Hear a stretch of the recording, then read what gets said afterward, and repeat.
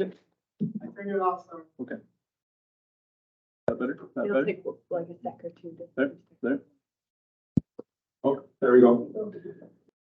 Great, well, thanks everybody. Thanks Lyra for organizing this and CLSS. Again, I haven't been here before, but good to connect with new people. And Osage Indian Band and the community forest, we aren't always out this way, but it is OIB traditional territory, so I'm happy to be here representing OIB.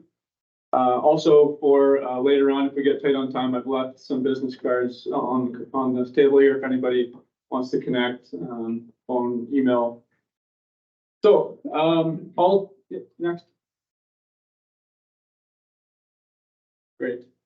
So I'll go over a bunch of things here. I just wanted to start off with a bit of a context of the conversation, and then follow up with some project we're doing at the Osage Indian Band, followed by West Boundary Community Forest, and then kind of wrap up with some information about the Wilgris Outdoor Education Center. So just wanted to, again, bring some context into this. And as we all know, each year we're seeing some pretty extreme devastation from wildfire. This is Boston Flats in 2017. Next. These impacts are not only affecting people, but also wildlife. As you can see, this bear right in the mix of fire. Obviously, massive devastation to Lytton, and next. And then this year in West Kelowna, this is not far from where I grew up. And again, I know we all know what's happening out there, but I find it's important to bring this up, especially during kind of low risk times, as it's important that we don't forget how severe the devastation is when there are not fires out there still. We need to continue acting and being proactive to fire management across BC. So with that, we at the Osage Indian Band feel it's important to start by working together, getting out on the land, connecting with stakeholders, First Nations, government, and the public. Everybody's involvement and input is very important. So we always appreciate being able to meet in person like this and discuss what the concerns are out there and how we can kind of manage the lands as a group. So again, that's kind of the foundation of what we want to do. So with the OIB, you know, really one facet, like forestry is just one facet of what we do. I've put up a map here. So as far as forestry licenses, we have a First Nations woodland license. That's about 50,000 cubic meters per year volume. That's the area in red here. We also have a couple of non-replaceable forest licenses that are not area-based, but volume-based, and those are in the boundary TSA. Then we have a woodlot, which is over in the Alder area. It's not big enough to be seen on this map, but it's about 1,200 cubic meters per year in the Okanagan district, and in the 2021 fire of Incommute Creek that completely burned. So with everything we do, it's important to employ our band members, and we're lucky to have a lot of employment opportunities on the reserve and in the community. So anybody that's available to work is working, but we're always looking for more opportunities to get band members out on the land and be involved in our forestry activities. So everything from harvesting to fuel treatments, operators on roads crews, layout and development, kind of all phases of forestry development in the planning phases. There's involvement from our band members, supervision, prescribed cultural burn involvement, both through preparing sites before the burn and actually being a part of the burn. Field reviews for cultural significance, areas that may need to be cut out. And then we also take on contracts for slash pile burning in the fall, winter, and grass seeding. So I just wanted to start off with the Incommute wildfire of 2021. That's Oliver down to Osage, and then the fire is in the red shape there. This kind of pink polygon, kind of rectangular polygon there is the reserve lands. So there was some pretty serious impacts to the reserve lands, both to where people live and recreate, but also to wildlife. So we're still working on kind of restoring and recovering from that fire. Next. So I'll just dive into a little bit of the response to that fire.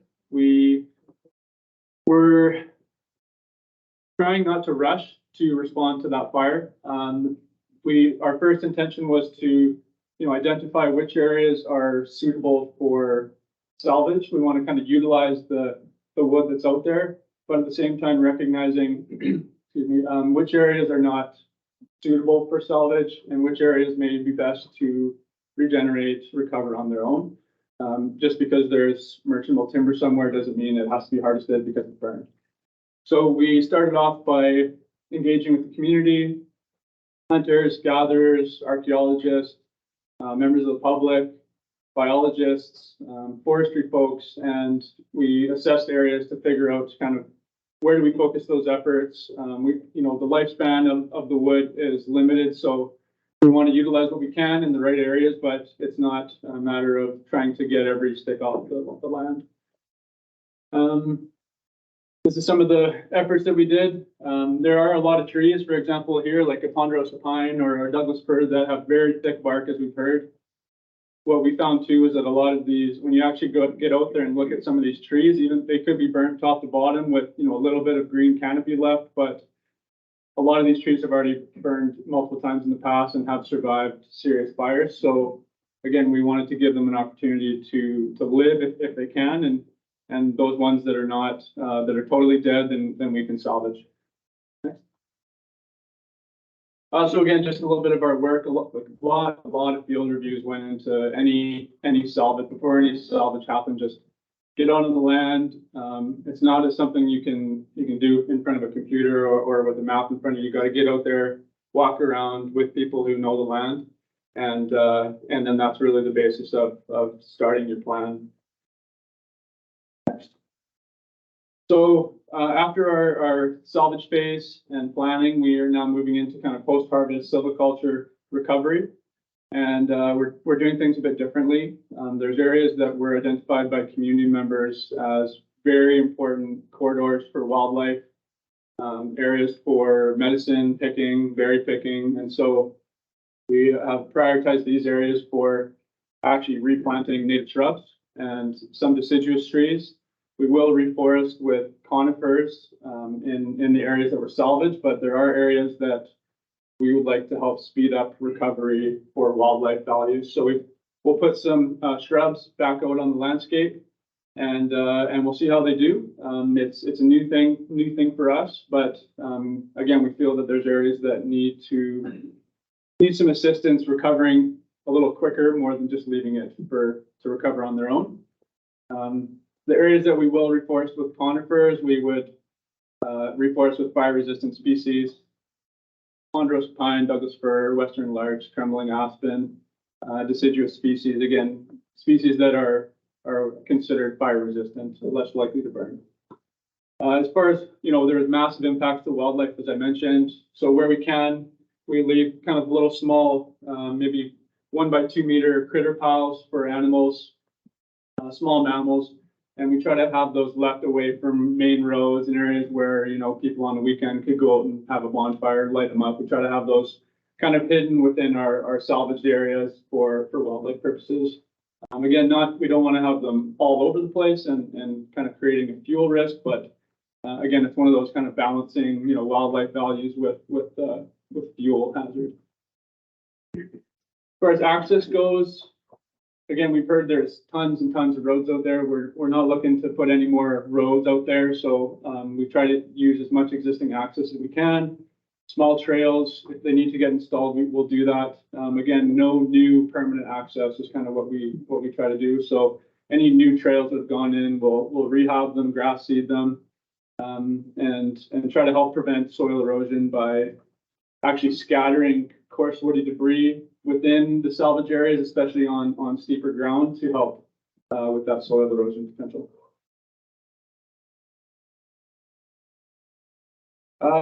Again, kind of on the proactive side of fire management is, reintroducing fire to the landscape. We've probably all heard it quite a bit.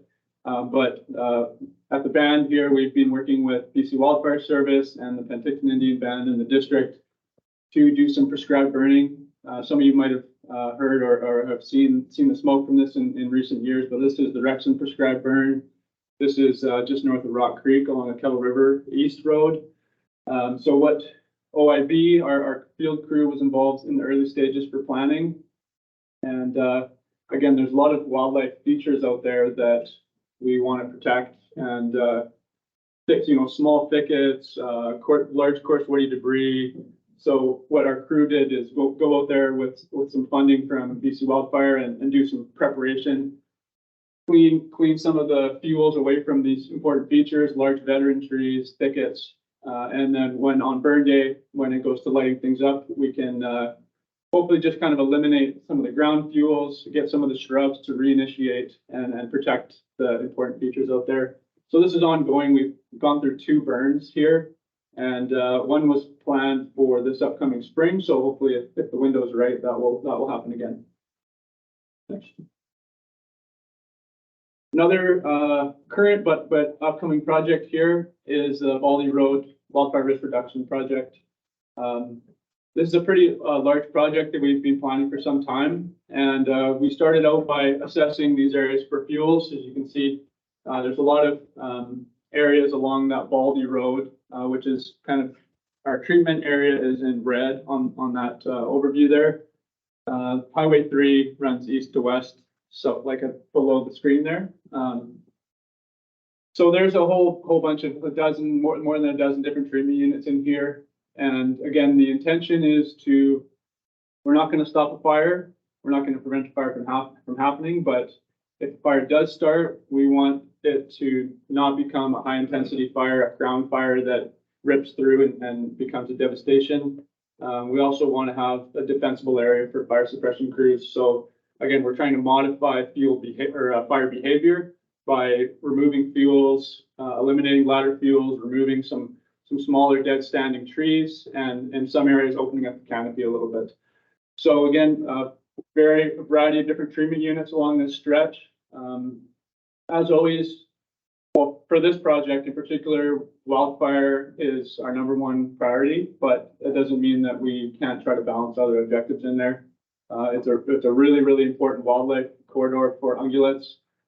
There's some marshy areas that have been protected again for wildlife value and riparian value. So a lot of planning has gone into this so far, and we've worked with the private landowners in there. We have TELUS internet lines running all the way up that road. There's gas line, transmission lines, power lines. It's close to the Baldy Ski Hill community, close to private land in the Alden area, close to Bridesville. So it's a complex project with a lot of interested parties.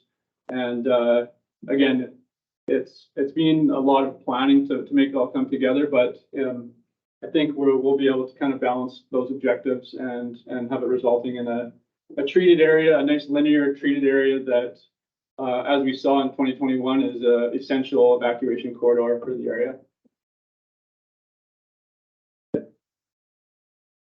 Okay, let's change gears a little bit. So the Osage Indian Band also manages the West Boundary Community Forest. Previously, that was Vaughan, the Midway Mill, that managed that community forest. When Dan and I shifted over to working with the band, we had the Osage Indian Band take over that management agreement. And so the community forest is a community forest agreement tenure located around the community. It has elected board of directors. There's the directors there. City of Greenwood and Village of Midway are the shareholders of that community forest. And it's essentially a nonprofit. We conduct forestry activities and community projects with all of the benefits and revenues going back to the community. Next. So a little bit about the community forest, the total area. Those areas are in pink up there. As you can see, it's quite scattered and broken apart. We don't have one kind of large block to work within, which has challenges, but we do what we can with it. So there's 21 different parcels. Again, we're kind of looking from Westbridge, that most northern parcel area is near Westbridge. down south of Rock Creek, Midway, Greenwood, and then the main kind of large chunk in the southeast there is the Phoenix area, and then it stretches almost over to Grand Forks. So in the timber harvesting land base, kind of our operable area, it's just less than 12,000 hectares. Our annual allowable cut is 23,000 cubic meters. Really, the focus for all of our activities are to be locally driven, both with ties to the Osoyoos Indian Band, local community, and promoting work for local contractors. Again, all of the revenues and profits from the community forest and from the forestry activities go right back into the community. Grants, bursaries, dozens of grants go out every year, and then dividends, again, right back to the community. So in 2022, over $1 million was dispersed within the community. So a pretty significant contribution for quite a small area relative to the land base. Over the years, we've again seen the need for field treatments on the land base. So we've been fortunate to have a lot of funding support from the Forest Enhancement Society of BC, or you might hear it as FES or FES BC. These are our 5 current, text didn't come out very well, but these are our 5 current projects. Some are actually completed here. I won't dive into all of them, but again, up in the Westbridge area, Fiva, Rock Creek, right behind the credit union, Myers Creek Road, which runs east-west along the American border, Lone Star west of Grand Forks, and then east side of Greenwood. Funding was just over $1.1 million for the community forest to do these projects. That includes doing your prescription, all of your planning, and your post-harvest treatment. 5 projects. Again, the target for pretty much all of these being removing fuels, both fine fuels on the ground, ladder fuels, opening up the canopies in some of those areas, and then eliminating the hazards associated with those fuels. I'll just go into a couple of these quickly. This is called Lone Star. Some call it the Hall Road. It's west of Grand Forks, up Gibbs Creek area. Again, this is a little bit of a cedar pocket up there. And in this project, we targeted areas that were thick. As you can see, there's kind of a pre-treatment photo in one area. Not a matter of eliminating everything out of the area or even eliminating all the understory. We just want to open it up, definitely remove a good portion of that understory, which become ladder fuels in the fire. And really in this treatment, there's actually no merchantable fiber removal from it. It's more of a thinning from below. So again, we're not totally done here, but there's a little bit more piling to be done in there, but that's kind of the idea of a pre and post for this kind of site. This project, again, I mentioned before, Myers Creek Road. So you can see in red again, that area is a little bit larger than what the actual treatment area is. But again, the idea is this to be a linear treated area to help prevent a fire from coming up from the United States and impacting the community.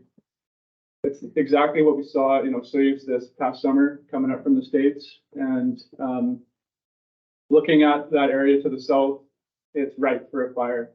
So if we can get in there and get into these areas and thin out that understory, again, there's areas where we can leave thickets and some isolated patches for wildlife. It's not about eradicating it, but it's about breaking up that fuel continuity, and so that if fire does occur, it doesn't take off, climb into the canopy, and keep going. Again, lots of kind of key involvement from stakeholders here. This is all rangeland. There's creeks running through here, so again, we're often in these we're not treating by the creeks. We're having a buffer and just leaving those areas. They're a little bit lower risk for fire along those creeks. So again, we don't really need to get right down into those creeks. Okay. And I'll just kind of wrap up. I think I'm good for time still. So the West Boundary Community Forest purchased some private property at the south end of Wilgers Lake. This has been a few years now, and it's called the Wilgers Lake Outdoor Education Center.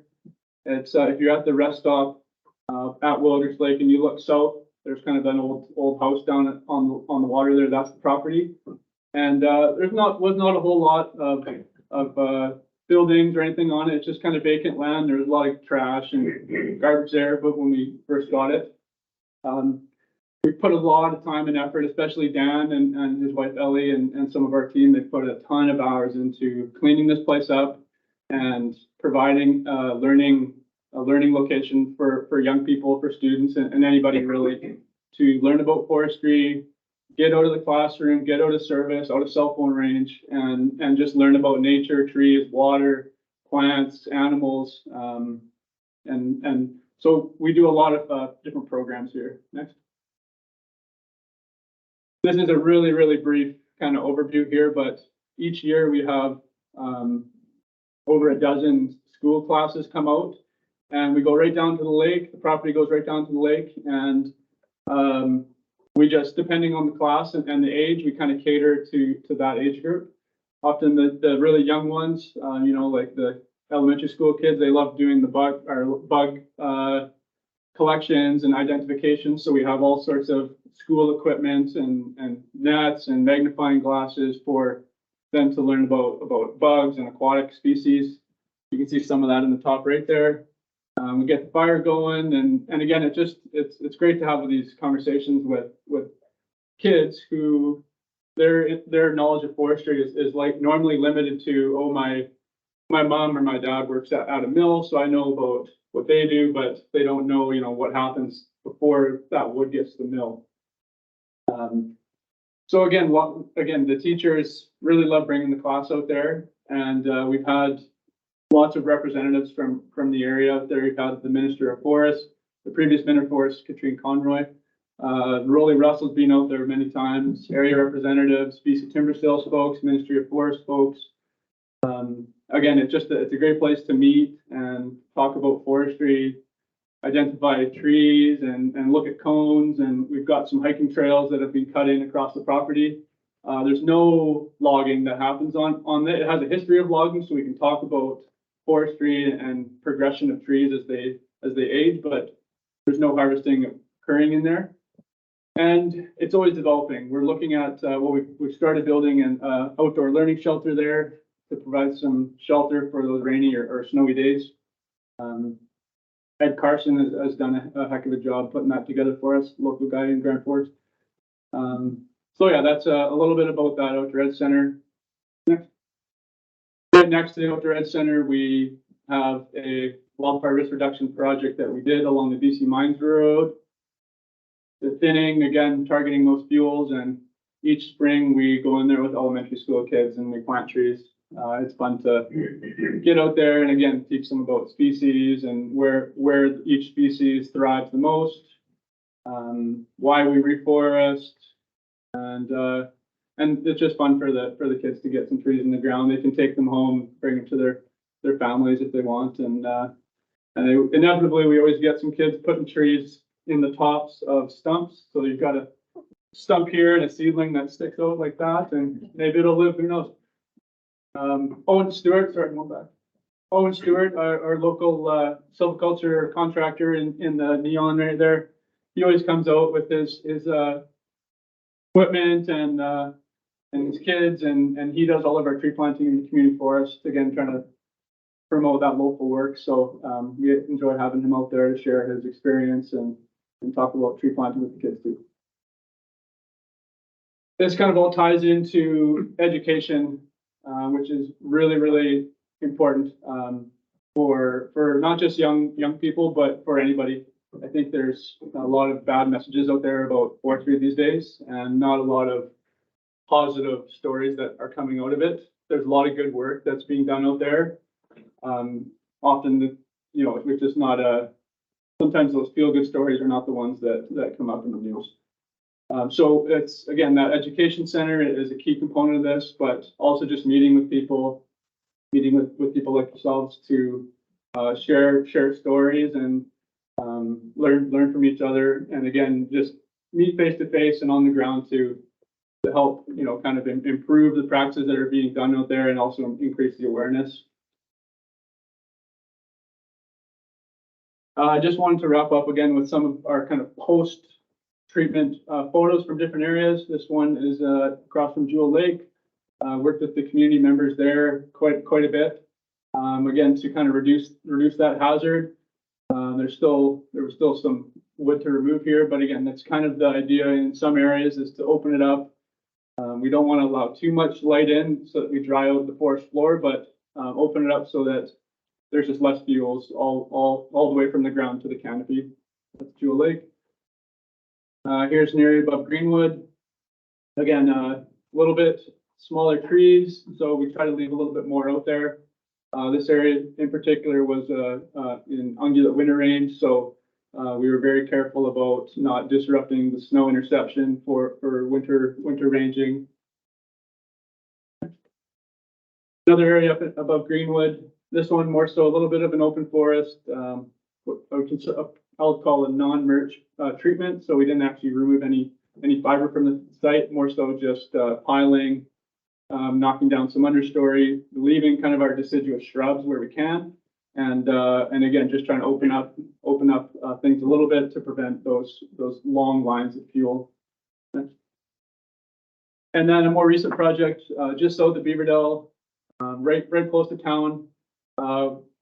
This has been a really great project, and again just trying to space things out, eliminate some of those ladder fuels, keep a well-stocked stand. I mean, there's no planting or anything associated with any of these projects. So we're not trying to put more trees back in, but again, just try to eliminate those hazards and still try to balance those values, visual. You know, we don't want areas to look like they've been majorly disturbed either. So just another example there. And one more. So this is this is Rock Creek above the credit union. Again, more of an open forest type, and again, just limiting those ground fuels, leaving some coarse woody debris out there, and all in the community forest. This kind of all ties together too. Next, with hoping that we don't see those devastating impacts from wildfire, especially with wildlife. These are all areas within the community forest where, well, except for the fish one, but again, just trying to do what's right out there to be proactive to fire management. We've seen the devastating impacts, and that's just to us, but we also have to think about those who can't speak for themselves. So that's how we kind of have a voice for the wildlife out there. So.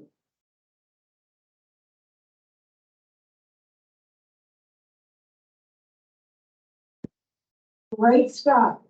So it is lunchtime and